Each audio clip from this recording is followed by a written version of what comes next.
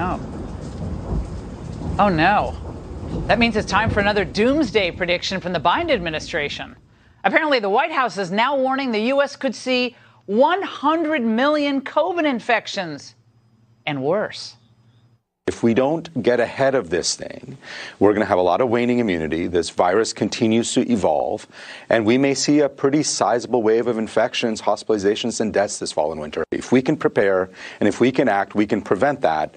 But we're going to need Congress's help. We need the resources to fight that battle so we don't have that kind of a fall or winter. More resources. Joining me now is Dr. Marty Makary, Johns Hopkins professor and author of The Price We Pay. Dr. Makary, great to see you tonight. First I have to say, we see Shanghai tightening their hideous, cruel lockdowns, despite, what we know about COVID zero. It doesn't work. But now we see here in the United States, that seems like the only thing that's going to make these people happy, that we never have COVID again in the United States. Well, there's a lot of people who still believe in COVID zero, and it is so cruel to see what's happening in China, kids being ripped out of their families and sent to these detention centers. Our policies in many ways replicate the COVID zero strategy. If you look at hyper testing, if you look at this $22.5 billion the Biden administration and Dr. Joss say they absolutely need, and it's critical. They say it's going to go to a new vaccine. We don't even have an Omicron-specific vaccine that's been disclosed under development or under review at the FDA. They have a Covaxin vaccine they've been sitting on for 4 months. That gives better protection against variants. They're just, waiting on the bureaucracy.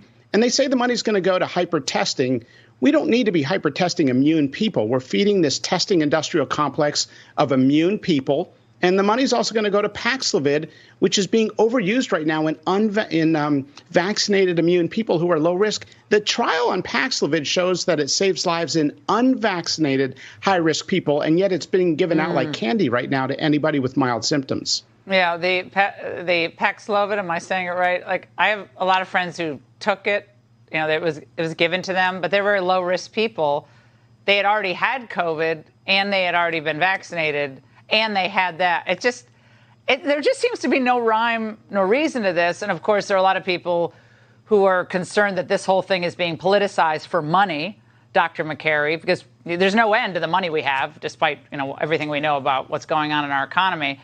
But Americans, I get the sense they're done with this. They're done with the fear-mongering.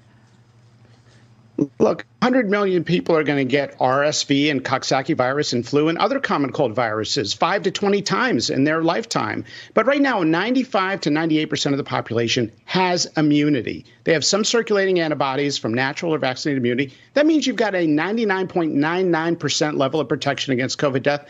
Feel good about that protection. Wow. Live your life. And if you're low risk, COVID is not a serious concern. Dr. Makary, wonderful to see you.